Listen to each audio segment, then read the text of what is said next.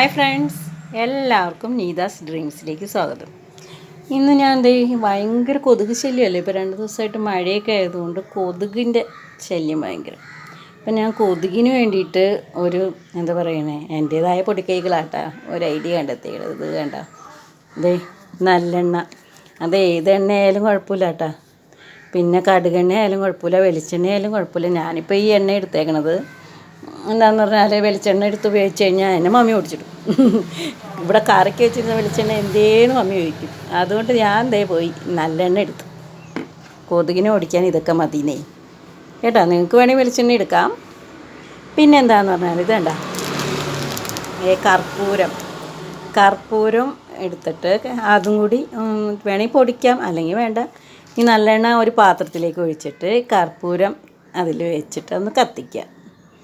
അല്ലെങ്കിൽ തിരി ഉണ്ടാവില്ലേ, നമ്മുടെ കോട്ടൺ തുണിയും കൊണ്ട് ഉണ്ടാക്കുന്ന തിരി, അതായാലും മതി.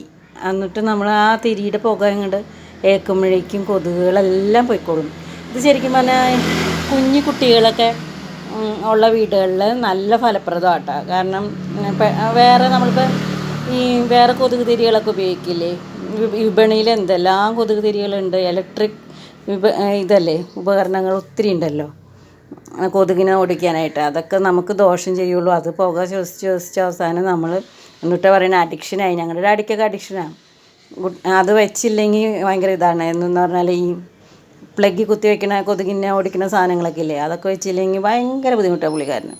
അപ്പോൾ ഞാനതാ പറഞ്ഞു വന്നത്, അതിപ്പോൾ അഡിക്ഷനാണേ. അങ്ങനത്തെ ഇത് ഇങ്ങനെ ശ്വസിച്ച് അത് വെച്ചില്ലെങ്കിൽ, കൊതുക് തിരി വെച്ചില്ലെങ്കിൽ എന്ത് പറ്റണേ എന്ന് പറഞ്ഞുള്ള അവസ്ഥയാണ്. ഇതൊക്കെ ആകുമ്പോൾ ആരോഗ്യത്തിന് ഒരു ഹാനികരമില്ല. വെറും കർപ്പൂരവും എണ്ണയും മാത്രമേ ഉള്ളൂ കേട്ടോ. അപ്പം എന്തായാലും ഇത് നിങ്ങളൊന്ന് ട്രൈ ചെയ്ത് നോക്കുക. വീട്ടിൽ നല്ല ദോഷകരമല്ലാത്തൊരു കൊതുകിനെ ഓടിക്കുന്ന ഒരു സംഭവമാണ്. അപ്പം ഇനി ചാനൽ സബ്സ്ക്രൈബ് ചെയ്യണ കാര്യം മറന്നു പോകരുത്.